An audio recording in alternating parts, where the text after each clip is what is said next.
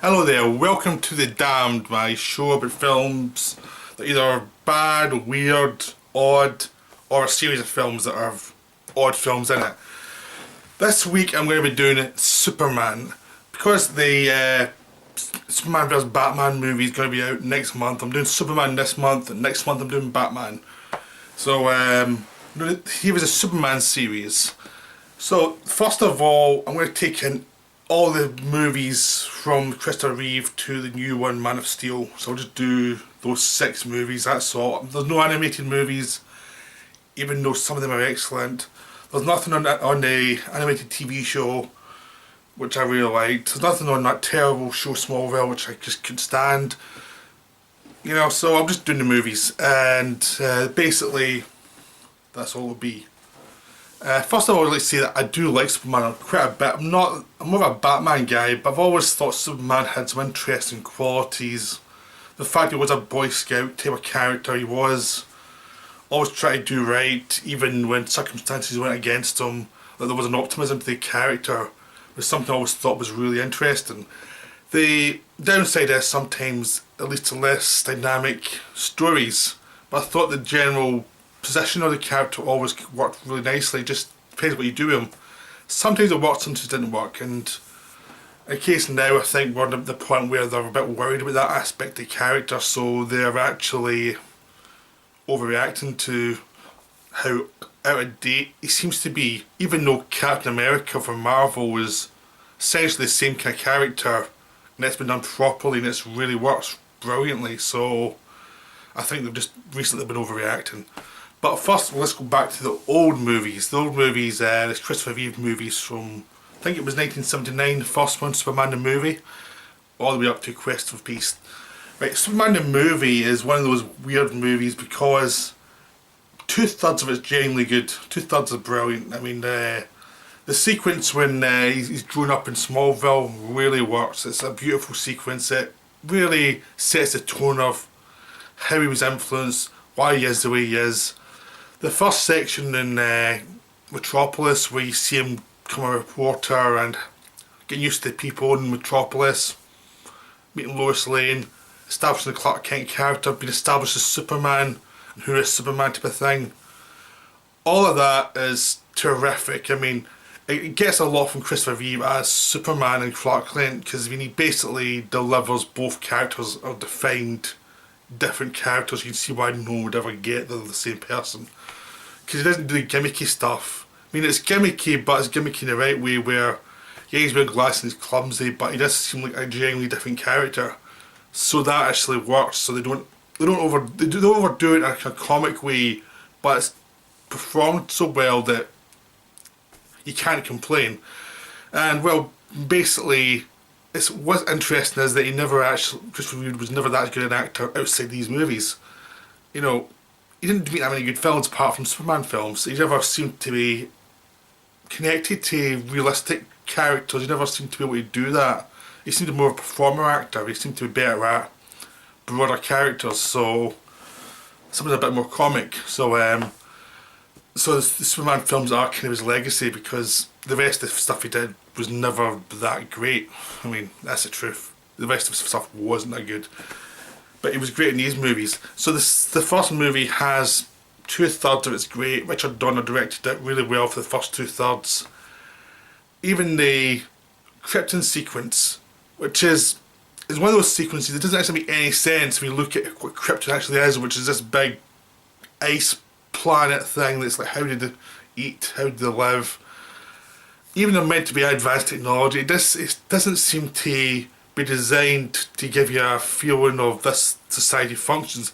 Despite that, it's because it's got a heavenly feel to it. It works, but it's a very kind of specific mythic element.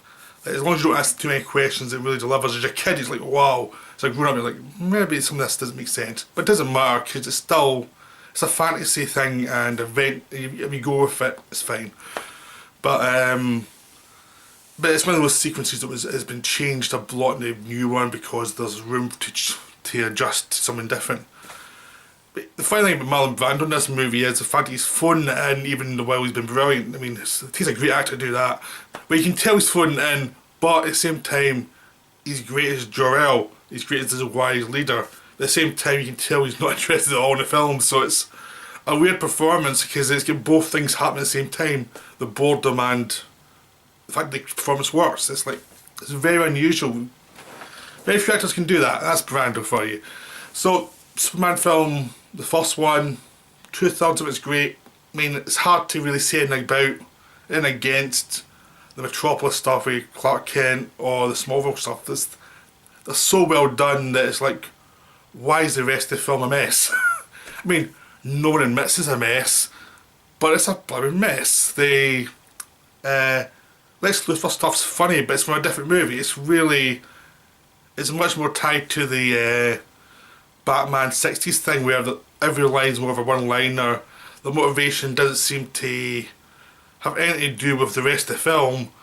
It's all about real estate, which doesn't ever make any sense. Alright, in a way that's like, how would you get away with that? It just doesn't quite click into the rest of the world. I mean, Gene Hackman's really good as Lex Luthor. He's really funny, but he's not a threat at all for Superman. It's like the last third of the movie, it's Superman's threatening a guy who's no real threat to him. He's meant to be an intellectual threat, but he never really delivers in that either because he doesn't seem that smart. He says he's smart, but he's not really that smart. I mean, the big thing is Superman's fighting to clean up his mess. At the end of the movie, he's not fighting anyway, he's fighting to clean up a mess, which works for a sequence, but it's not as a dramatic element. It doesn't really work. It's like, when you watch it as a grown-up, it's like, the movie kind of peters off after a while. It's like, they set it up and there's no plot to keep it moving. It's just this couple of events. They're so well done, you don't notice the first time round, and even if you look at it without criticism, it works fine, but there's an element where the film is going high, then it goes like this a little bit, because the last third basically doesn't quite pull off, you know, what the rest of the film has been setting up. It just feels like it's a damp squib. I mean, it's sort of like the Tim Burton Batman that way, where everything's set up really well and then the final third kind of doesn't really top anything. It just seems to be going on a certain direction. That's all it's going to go on. So that's Superman 1. Still a very good film. It's a classic for most people. I think it's excellent despite its flaws. It's iconic. It's an iconic film. So it's one of those things that an iconic film can survive those flaws, because what's good about it is so good that you can forgive things you know aren't right, but it doesn't matter because the rest of it's so good that who cares if there's a blast third kind of falls apart a little bit. So it's still a great film. It's still really worth seeing, and I've seen it God knows how many times over the years. It's one of those films you watch every so often and really enjoy. Now we come to my favourite Superman film, is Superman 2, and I'm going to I'll have to talk about both cuts, but I'll stay up front straight away. I much prefer the Richard Lester theatrical cut. It's a much better film, and the edited Donner cut later on didn't have so much material. It just shows how so much material wasn't shot by Donner, much was shot by Lester, because there's so much material taken from the theatrical film that, and the bits they put back in from what Donner shot aren't very good at all. They're very much like the weaker parts of Superman 1, which is, it's just like very weak logic, very cartoonish logic, and it's like, it doesn't really work, and it's the same end as Superman 1 where he turns the world backwards, which I try to avoid talking about Superman 1. It's all that stuff in Donner Cut, and it doesn't work, and it's a bit more sombre, which is nice, but it's not really that fun to watch. It's like, I'm kind of glad he was replaced, because the film he obviously wanted to make wasn't very interesting. From what the evidence is, from what they've said about what we're going to do, it just doesn't seem to really be that something you really want to see. The new version that Richard Lester was brought in has a lot more fun. And that's what you really wanted from Superman 2, is like, you'd set it up, the first one, but you wanted a film with more fun stories in it. And it's this story, basically Zod comes to Earth with two henchmen to fight Superman and to take over the world. At the same time, Superman's having a crisis of confidence where he wants a real life with Lois Lane. He takes away his own powers to have that life. Then he realises that he should have done that when Zod shows up, so he has to go back and get those powers and go back and save humanity from Zod.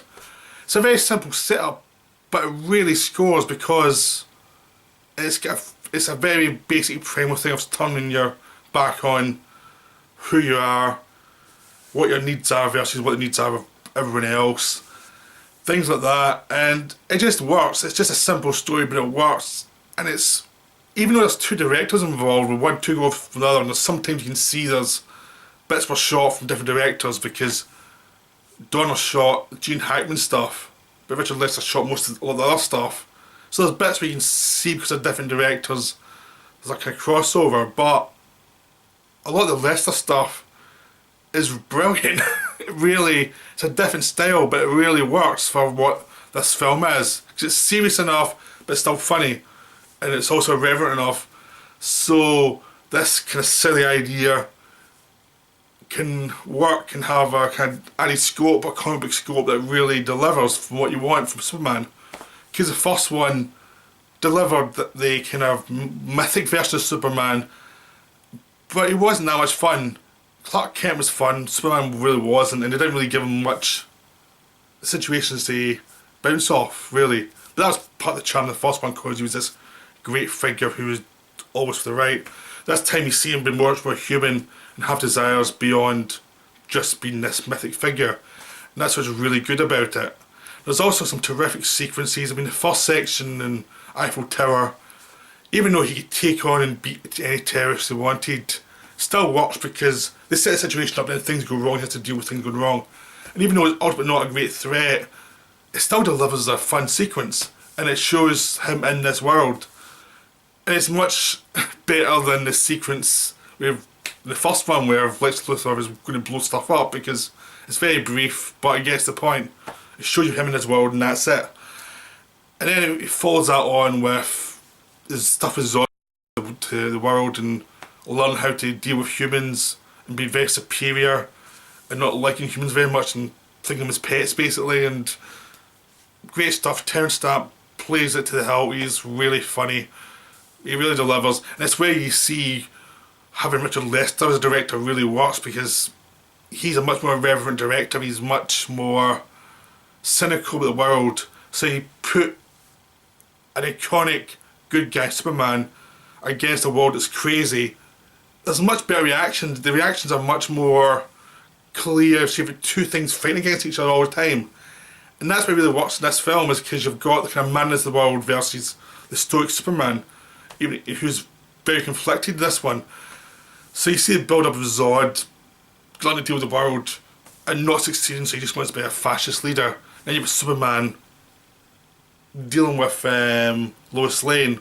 And it's got one of the best sequences where someone tries to discover his secret identity, where Lois falls into a river intentionally and he has to save her without revealing that he's Superman. And he has to be very clever about it, and it's a terrific sequence. It's based on him being clever rather than him being using tons of effects and tons of strength. He just has to be very clever about it. So there's actually a good suspense sequence within that movie, or that whole moment, because they use the drama to create action. And later on, when she finds out yes, it's Superman, because of the mistake he makes, and it's like it's a subconscious trying to make that mistake. That's kind of stuff that's a bit more grown up, that you don't really get in the Donnerverse because it's more mythic. But you get with Lester, so it's a much more interesting thing, at least for me. I think it's much truer to real life people. And that kind of mix of Lester being the realist versus the mythic just delivers. Then of course you have the big fight with Superman versus Zod and his minions in Metropolis, where it's pretty dark. There's also some gags in there as well, because Lester likes gags. Again, some of the gags are overdone, but it still really works, because Zod and his people who are threatened are actually out to kill people just to torture Superman. He eventually has to leave the city so they wouldn't kill anyone anymore. So, and then he eventually ends up killing him at the end as well. basically there's some plot mechanics. It doesn't really matter after that sequence. It's just like it's to get to the end to beat Zod. It's nicely done, but the thing you remember is the big fight sequence in Metropolis, which is the Richard Donner directed sequence, and it's brilliant. And it's still one of those sequences everyone rips off in superhero movies. It's the one sequence everyone rips off. So it's you do a big action scene in the city, you're probably gonna rip off Superman 2. Not because you're trying to, it's just because it did it so well that they set up a lot of conventions of how you do superhero fight, so people go back to that. That's the basic way to do it, because it was done right. It's sort of the same way as like Halloween was done right, so everyone does a slasher movie to go back to Halloween. It's that kind of thing where you go back to see how do you do it, then you do your own version of it.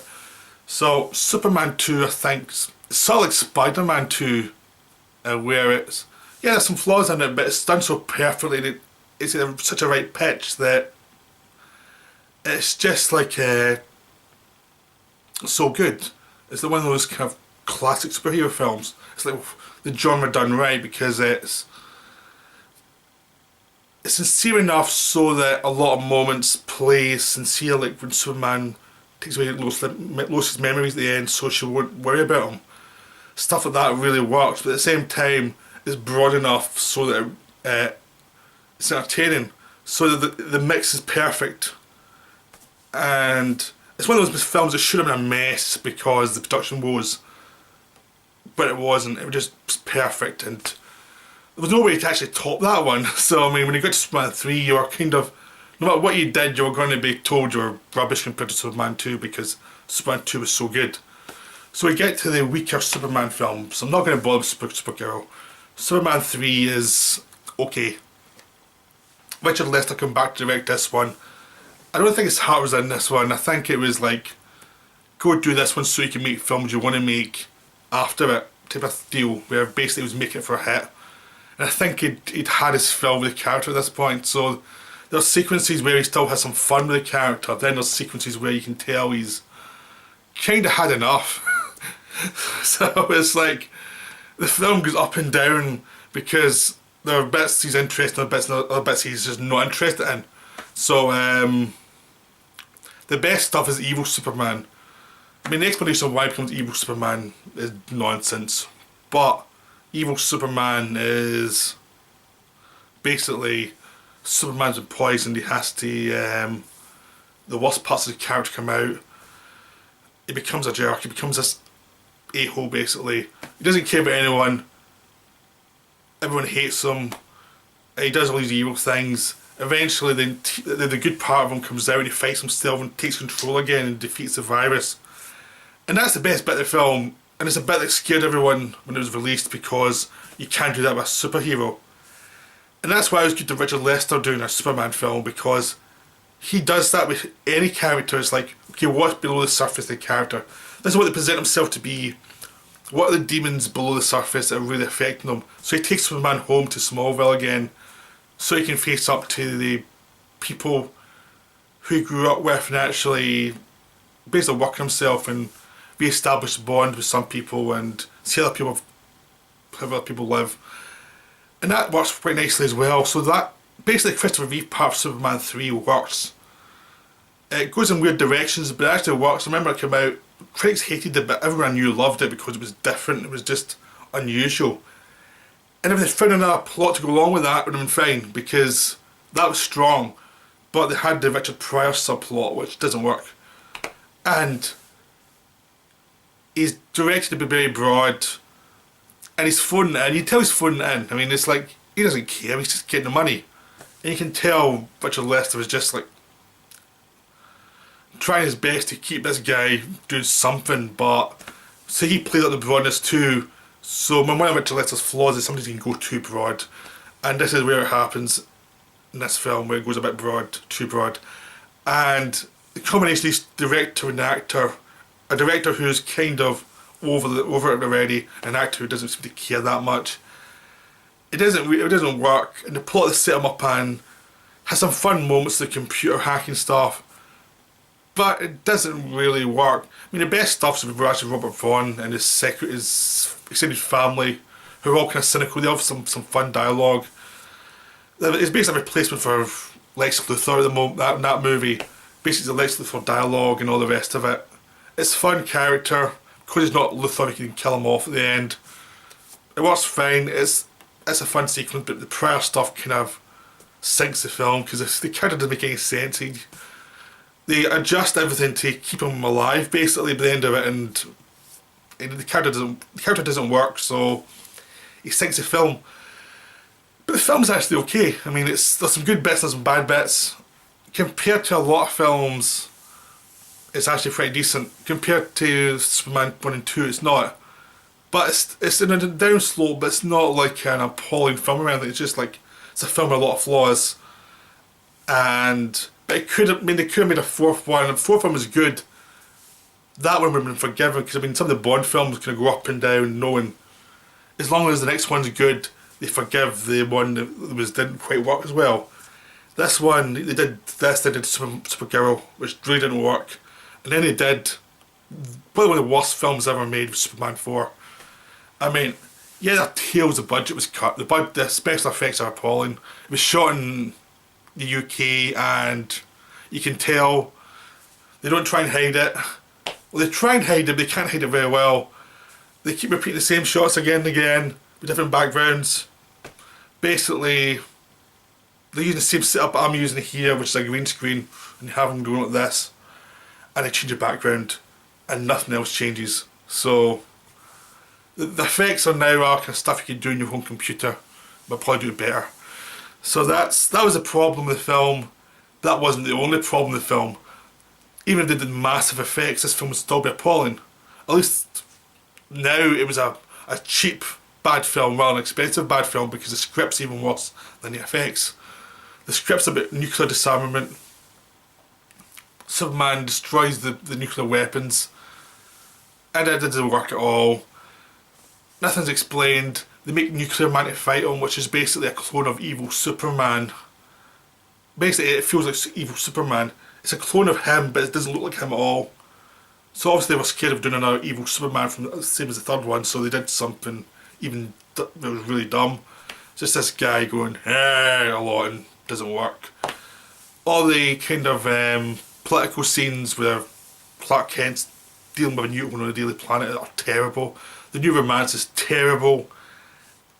Gene Hackman comes in as Lex Luthor as a villain again, and he's awful. Everything's so cheap and nasty, and it gets worse and worse as it goes on. You find yourself at the beginning going, this doesn't work, and then as it goes on, it gets worse and worse and worse, and in the end you're just depressed, because it's genuinely it's worse than Batman and Robin.